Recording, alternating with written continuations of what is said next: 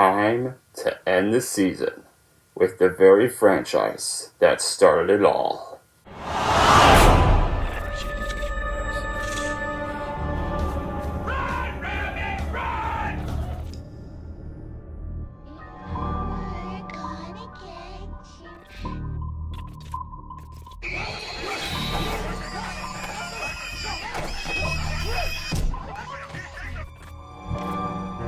One, two, three!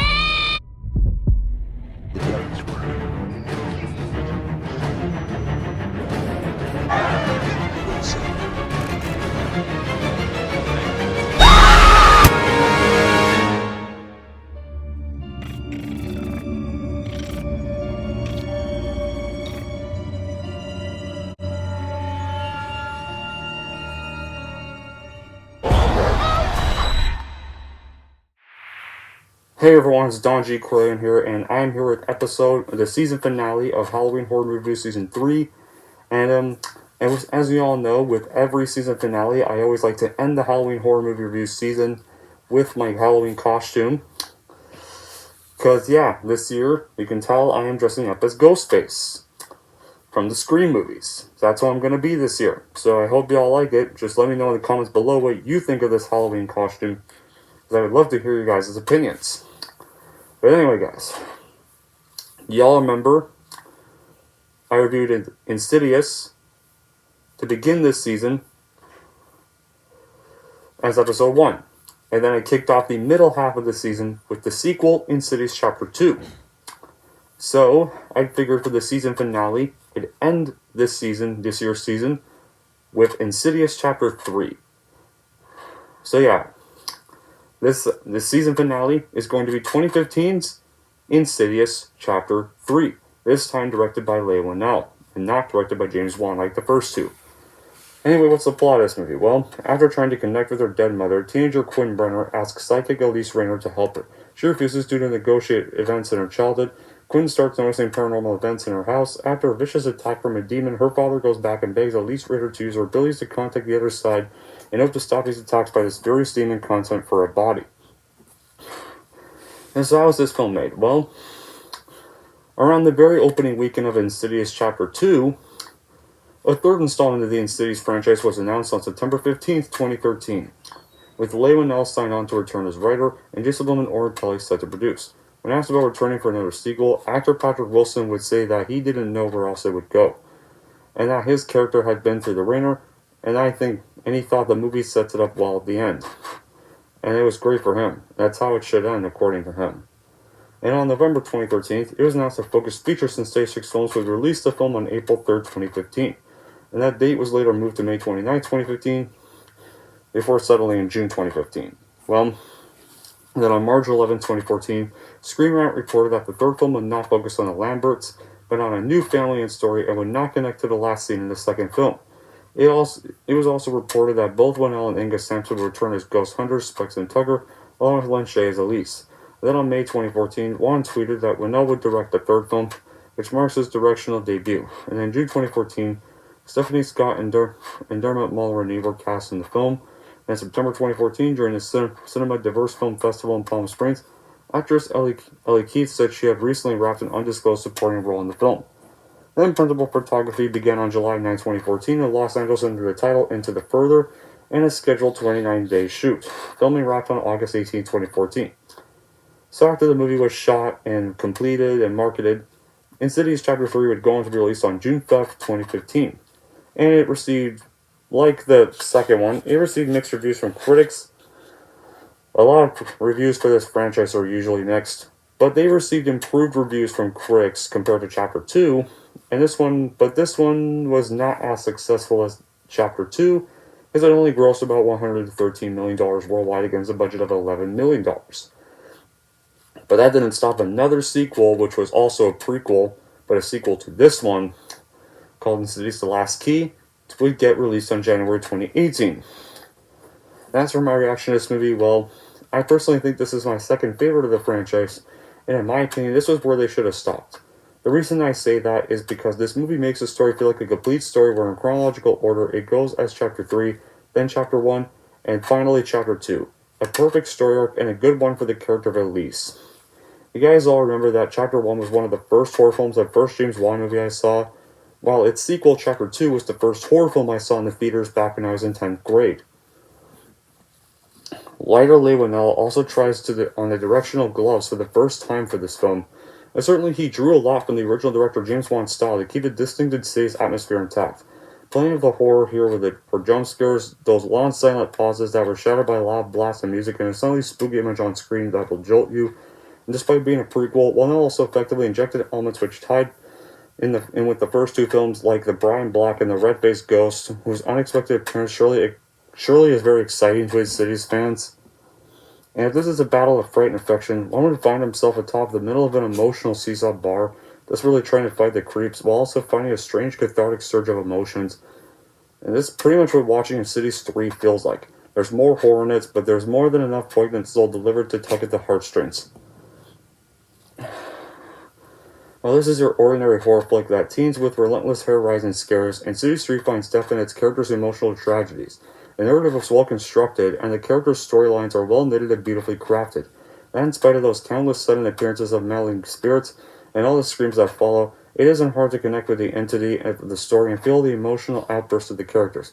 The endless pursuit of supernatural spirits and escapes from them weren't a thrilling, creepy experience, but as it gets even more intense, the film keeps its heart intact, and in its climax, it delivers one of the most heart-rupturing scenes one could see in a horror movie. The final moments are also heartfelt and impossible not to shed tears for. Now, if you do know the Insidious franchise, you know there's jump scares. But some good ones, necessary ones, and some weak ones. With that being said, the jump scares here, in this one, are definitely the most effective, leading to extremely high audience tension, and the film would send many The film pretty much will send any viewer on a white knuckle, teeth-biting ride of which you only await the next scene, sometimes letting you down, thinking what's coming, sometimes succeeding and executing. Either way, the scares are nothing more than effective, getting audience high tension and fright all around. Along with the scares, however, comes the makeup design. Because you know James Wan and you know he's one with practical effects, and in this installment, I said before, its spin-off-like ideas lead to characters, demons, seen, unseen. Either way, the makeup and practical effects in this movie were successful in giving the audience a chill down their spine, delivering creepy and unsettling visual effects, even makeup, and thus succeeding. Now for the acting of the film. The acting of which built up for a truly scary film is needed. Believable acting is 100% necessary. In this film, the acting was well played. Each character, some seen in the previous chapters, played a solid performance. Execution their characters quite well. Their actions were well played too. Facial expressions, choice making, etc. Most characters in other horror films do so over the top or shallow. The characters here pull their actions off solid, leaving it successful, all of which paying off quite smoothly. And also again, there's some really good cinematography with some very interesting shots from very different angles. And also, again, no music other than sudden loud instrumental audio cues to scare you, which I really quite enjoyed this time around. I may not be the one that enjoys overly loud banging, but I feel like this installment handles it the better way. It's one of the few prequels in horror that delivers a good amount of originality while still needing in the same word as the sequels. And also, I really love Lin Shaye's performance as Elise. Lin Shaye is very good at drawing sympathy. She looks fragile, yet her on-screen compassionate nature is infectious. She also has a way to convey dread as sort of more neighborly psychic instead of outright doomsayer. The new cast of Burner family is also presentable. Like Stephanie Scott as Quinn is believable as an ordinary teen girl with her typical girl issues and aspirations. The way she might seem plain, not a scream queen, is actually a boon for the movie, because she's so much more relatable. Demon Mulroney as Sean, Quinn's father, is a pretty great choice. He appears convincing as a father, especially as a single parent and must deal with raising two kids, and now the addition of evasive entity anyways. The chemistry between the two as father and daughter is solid, while other supporting characters build the suspense to deliver a glint of humor between the dark days. And it all comes down to how horrifying this third chapter is. The setup for horror is exceptionally done for the majority of the film, and several scenes that have some clever ways or perspectives to raise the thrill. However, it's still played by the same flaws of the franchise, such as resorting to screaming jump scares or my loose stream as it goes further like the original. And these rehearsed stuffs are admittedly have worn out their welcome, whether they present leave rigor or not. But speaking of that anyways, here come the bad qualities, because the Insidious franchise, despite being a pretty good horror franchise, does have some bad qualities I really cannot stand. Like, once again, my bad quality with these movies is easily Angus Sampson. His character Tucker. Oh my god, like, Angus Sampson is just beyond annoying in this franchise. He's just one of the main reasons this franchise isn't that memorable to some horror fans. He has no sense of timing or acting ability in general. He's just awkward and irritating. He's basically just this irritating comic relief for just no reason. Like basically Specs and Tucker are really just comic reliefs. They don't really try to be serious during the scary moments. They got like you can't have your ghost hunters just not crack a joke during any scary scene in this franchise. Just please. Oh my god. Like, seriously. I think these movies would have been slightly better if they had another actor in the role of Tucker. That's just my guess. The one thing I also wondered about is Elise's dog Warden. Like, did she ever let him out? Or whenever she leaves the house, it's in its bed. Next she comes back, it's still in its bed. The movie took a long time to get to the good stuff too, because the movie starts off pretty slow, and there's a lot of extra parts that don't really seem necessary, and it could have been pared down more. And when a scare is coming, you already know it's coming if you've seen the first two films. So where's the scare then? Well, it's there, but unless you're mindless, it won't do too much for you. And once again, the movie was also slow. Like, I mean slow. So much so that when you get to the good stuff, it's gonna feel as if it was a tease because it's over, because you can get too into it.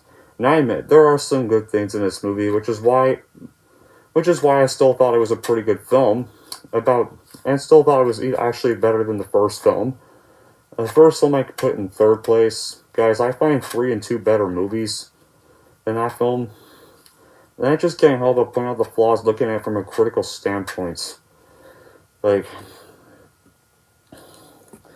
so yeah, but despite being the scariest in the franchise, it starts off really slow. You gotta get through a slow first half in order to get to the scares. So, if you do watch this movie after watching the first two, just be ready for a very slow first half of the movie. However, despite those bad qualities, Insidious Chapter 3 feels like the perfect ending to the franchise that brings the story to complete circle. I have not seen The Last Key, but from what I heard, it was really not that good at all, and I didn't really miss much, because I didn't see it, guys. From what I heard, I barely missed a single thing. But let me know in the comments below what your opinions on The Last Key are, because I may probably have to review it next year anyways, because we got that 5th movie coming out next summer. And I'm not too excited for the 5th movie because it's going to be a sequel to Chapter 2 and probably going to undo Chapter 2's ending, obviously. Guys, look at so many sequels or years later sequels to good movies or good send-offs. Those sequels, like Candyman 2021, the Disney Trashology, Independence Day 2, The Matrix Resurrections, all of those sequels made the happy endings of their previous installments pointless. So yeah, I have a feeling this 5th movie next year is going to do the same thing to Chapter 2. And that's why I'm really not excited for it. Because Chapter 2 should have ended the series chronologically. Chapter 3 I still accept because Chapter 3 is a prequel. But Chapter 2 in chronological order is where they should have stopped with the actual story chronologically. But whatever. In the end, Insidious Chapter 3 is terrifying, offering many well-timed scares that gave the audience huge amounts of tension. It also executes some hilariously dark comedy that lightens the audience. The movie was a pleasant installment, as successful in what its duty was, and I'd recommend it to horror fans who enjoyed the first 2 entries and to buy it and watch it for themselves and add it to their shelves. Sorry. But anyway, that's it for my review of Insidious Chapter 3. If you're wondering how I'm going to rank Insidious Chapter 3, here's how I'm going to rank this movie. So overall, if you enjoy this franchise and want to see it beautifully wrap up full circle, then I would easily recommend watching this and then buying it on Blu-ray and DVD for sure. And if you're wondering how I'm going to rank Insidious Chapter 3, I'm going to give Insidious Chapter 3 a 7.5 out of 10. There we go. That wraps up my review for Insidious Chapter 3. And with that, that sadly wraps up Halloween Horror Movie Reviews 3. Well, it was a blast making this. There were some difficult parts of making it though, but oh well, hey. We all know what that means, guys. But don't worry. Halloween Horror Movie Reviews will be back next Halloween with Halloween Horror Movie Reviews 4. So yeah, once again, I'll still be reviewing horror movies occasionally, but Halloween Horror Movie Reviews will be coming back next October. But anyway, guys, that will be it for this episode and this season of Halloween Horror Movie Reviews. Thank you all for watching, and if you like this and want to see more, and don't forget to like, subscribe to Donji, Corleone, and this. Happy Halloween, galls. See you next year.